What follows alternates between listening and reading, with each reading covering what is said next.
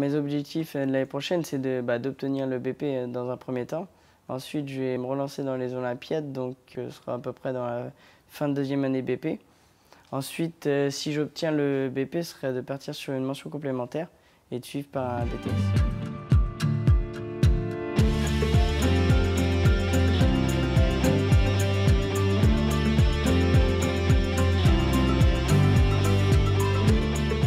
La mention complémentaire, c'est spécifié sur les énergies renouvelables, donc tout ce qui est panneaux solaires, pompes à chaleur. Et le BTS, ce serait partir sur soit la gestion d'entreprise pour devenir chargé d'affaires, ou soit sur les fluides pour entrer en bureau d'études. L'anglais sera important, même indispensable pour l'année prochaine pour le partie BP, pour l'examen final, parce que ça fait 1 an que maintenant les examens sont différents en anglais. Donc du coup, ce sera peut-être plus strict que les autres années. Et ensuite, pour les Olympiades, il requiert à l'international un niveau très élevé en anglais. Les enjeux de William cette année, il l'a très bien expliqué. Il rentre en deuxième année d'apprentissage en BP MIGCS. L'enjeu majeur, c'est l'obtention de l'examen. Donc il connaît les efforts, les points d'effort, les points d'évolution. Notamment, il a parlé de l'anglais, cette matière pour laquelle il faut qu'il progresse énormément. Donc il faut qu'il travaille avec l'appui de sa formatrice. Il n'y a aucun souci pour qu'il progresse, il sait qu'il peut s'appuyer sur elle. Maintenant, il est sur une voie qui est tout à fait acceptable, avec une marge de progression qui est importante. Le deuxième enjeu pour lui, c'est sa participation aux Olympiades. Là, c'est quelque chose qui, pour lui, est de l'ordre de la difficulté peut-être inaccessible quand on le voit comme ça, mais ses formateurs vont s'appuyer sur ses connaissances et sur sa faculté d'adaptation.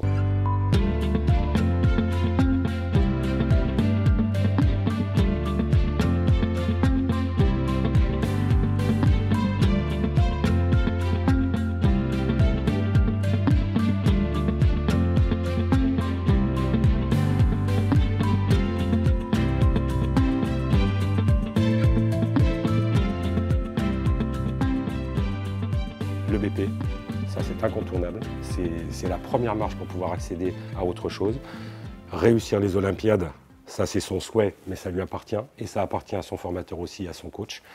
Et puis la troisième, eh bien, c'est enclencher ensuite ce parcours de formation au-delà du BP, qui va lui donner forcément l'accession à d'autres valeurs dans une entreprise.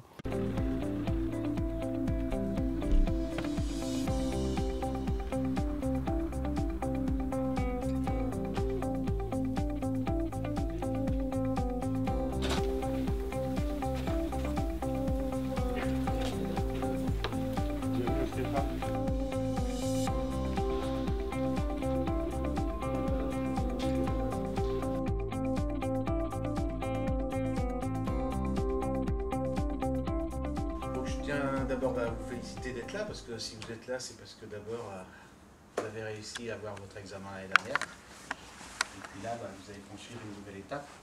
Vous passez du CAP au brevet professionnel. Et cette étape, c'est une marche que vous allez devoir monter.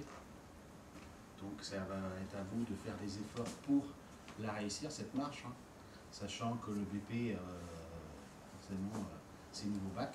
C'est moi qui l'ai eu pendant les 2 années de CAP. Donc ça a toujours été quelqu'un qui a été très motivé par le métier. Il a toujours eu la particularité d'apprendre sans forcément faire d'efforts. Son apprentissage s'est fait, on va dire, régulièrement et avec une motivation qu'il a personnellement. Le BP représente une marche supplémentaire dans le cadre de la professionnalisation qu'il est en train de faire. Donc c'est un brevet professionnel génie climatique et sanitaire en fait qu'il est en train de passer. Aujourd'hui, il va devoir dimensionner l'installation, l'installer toujours, hein, donc il va reprendre un petit peu les bases du CAP et surtout ensuite la mettre en service. Donc c'est cette phase-là qui est le plus important en BP, c'est cette mise en service en fait.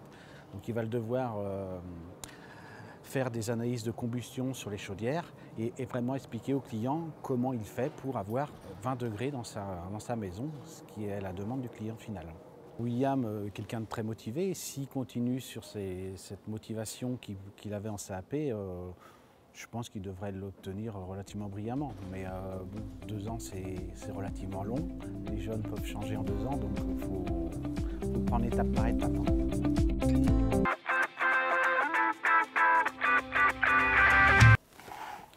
Donc mardi, ah oui, je commence par 1 heure de technologie, 3 heures d'atelier à suivre, la pause, 2 heures de dessin, 1 heure de français. Mercredi, 2 heures de technologie, 2 heures d'électricité, 1 heure de sciences, 1 heure de français. Au premier étage, tu vas aller sur la gauche. Okay. Et puis une chambre au bout qui est ouverte.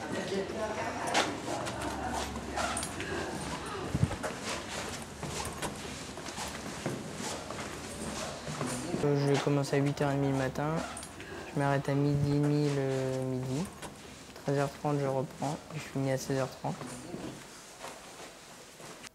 Puis toute la semaine c'est comme ça. J'aurais moyen de rentrer mais je préfère être là, on voit du monde. Le soir on peut sortir avec les animateurs. Après 4h30, bah, je rentre dans l'internat, j'étudie jusqu'à 17h30. Ensuite je vais voir les activités que proposent les animateurs. Et si je suis intéressé, je m'inscris ou non. Donc les premières activités, on commence généralement vers 18h. Ensuite, on revient vers 20h. Et la deuxième partie de soirée, il y a d'autres activités comme cinéma, théâtre. T'as pas oublié ta brosse à dents? Ah non, j'ai rien oublié en plus. J'ai tout préparé. Non, vous le ferez ce soir, là, l'état des lieux. D'accord? Avec les autres, puisque vous serez 4 dans la chambre. D'accord.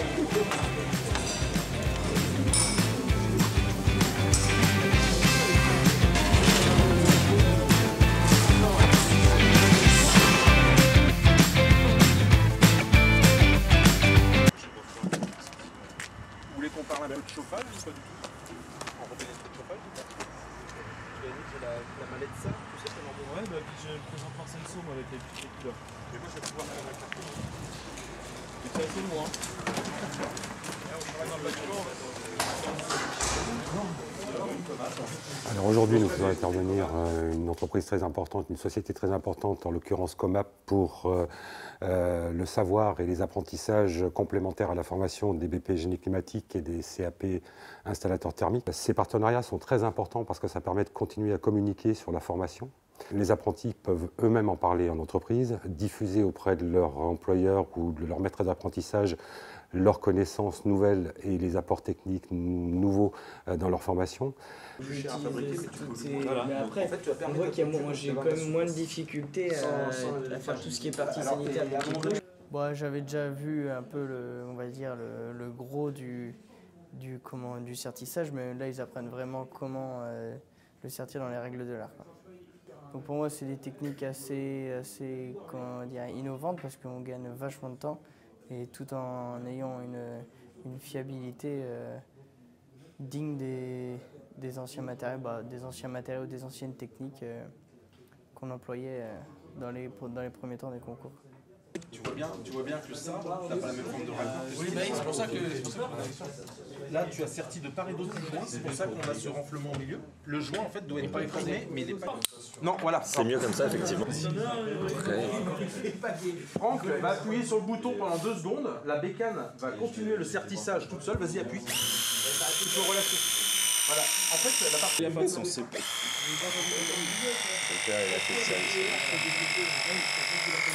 Une façon de créer une étanchéité entre des raccords et du tube avec des joints qu'il y a sur le raccord, qu'on vient écraser entre le raccord et le tube, et ça donne une étanchéité parfaite, quoi. Bon, on s'en sert soit sur les chantiers neufs ou soit sur les chantiers inaccessibles, quoi. Inaccessibles avec chalumeau ou poste à souder, soudure TIG, donc après on ne peut pas toujours accéder.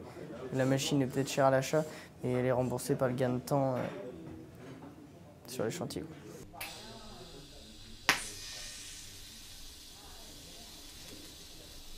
Le TIG, c'est un procédé de soudure qu'on apprend en première année de BP. Aujourd'hui, c'est beaucoup utilisé pour souder les tubes d'acier de très gros diamètre. Donc c'est un procédé électrique où on fait fondre aussi le métal, mais il y a un gaz qui vient avec. Donc William a appris en milieu de première année. Une fois qu'on avait tous acquis la soudure en chalumeau, on a commencé le soudure TIG. Après j'ai poursuivi mes connaissances à l'entreprise et j'ai appris tout ce qui était plus le terme technique de la soudure. Régler un poste, affûter la pointe, régler le gaz. Après j'ai été formé pendant 2 ans là-dessus avec un de mes anciens chefs. Et puis maintenant, je me débrouille un peu tout seul parce que c'est moi qui m'occupe de ce secteur-là, tout ce qui est soudure TIG.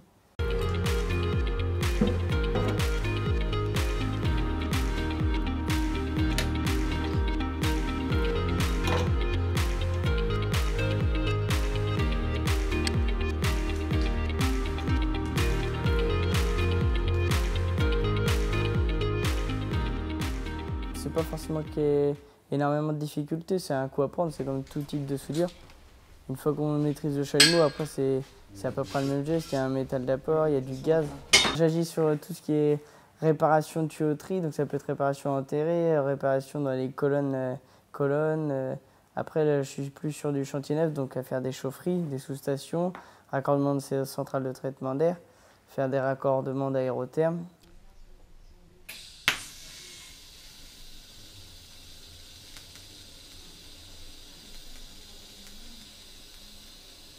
Le TIG est un procédé qui va beaucoup plus vite. Donc aujourd'hui, les professionnels n'utilisent quasiment que du TIG pour l'acier, de gros diamètre. Donc aujourd'hui, ils commencent à être relativement à l'aise avec le TIG. Donc c'est au moins une chose importante pour la suite. Je suis ta formation, cette nouvelle rencontre pour voir avec toi l'évolution de cette année 2016-2017 qui se termine, donc première année de BP. On est sensible, on était à 9,10, on était en dessous de la moyenne sur le premier semestre, on est à 10,30 et la marge de progression est encore importante d'après ce que je sais.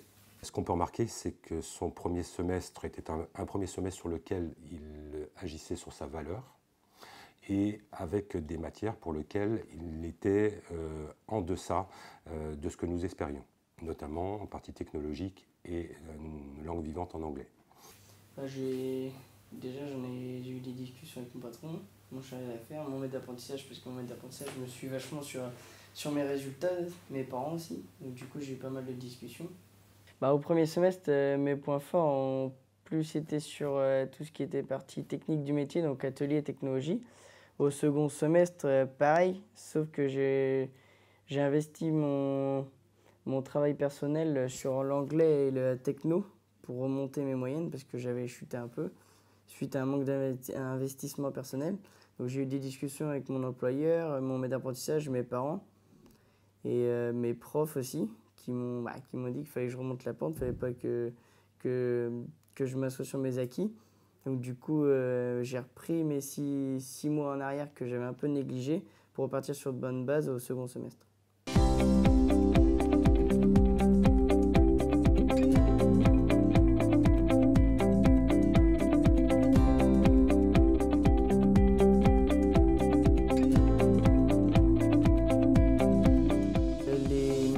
Qui m'intéresse le plus, forcément, c'est la techno et l'atelier.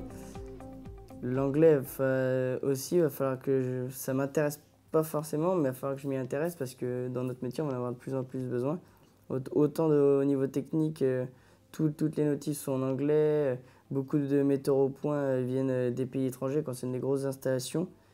Ce n'est pas forcément son cœur de métier, son cœur de savoir, l'anglais, mais en tout cas, je pense qu'au niveau de la moyenne acquise sur le deuxième semestre, un tout petit effort sur cette matière permettrait d'avoir l'ensemble des matières au-delà de la moyenne. Donc là-dessus, bravo parce que ta progression, elle est nette. Je me suis toujours dit qu'il fallait que je fasse le maximum pendant mon apprentissage pour mon avenir plus tard, pour être reconnu, puis pour avoir plus de facilité à monter mon entreprise. C'est vrai que ça nous a surpris un petit peu parce que William était plus parti sur le monde de l'agriculture depuis tout petit. Déjà dès la maternelle, il parlait que d'agriculture. C'est vraiment parce que le stage qu'il devait faire n'a pas pu se faire dans une société, d'où il est parti sur la plomberie. On a trouvé la solution, par l'intermédiaire de son grand-père, de pouvoir faire ce stage découverte en plomberie. Et donc je pense que c'est là que finalement il s'est découvert, il a découvert un peu ce métier, puis pour lui c'est devenu presque une passion. Bon, on est content parce que on pense qu'il a trouvé sa voie, il me paraît passionné, investi dans tout ce qu'il fait, avec les concours notamment. Ce qu'on souhaite c'est que ça continue. Mais comme William est vraiment manuel, je pense que voilà, aujourd'hui il a trouvé le métier qu'il lui fallait. Et puis comme on l'a dit aussi, c'est vraiment une passion pour lui, quoi. Je me suis toujours mis en tête que je serais plombier et puis rien d'autre.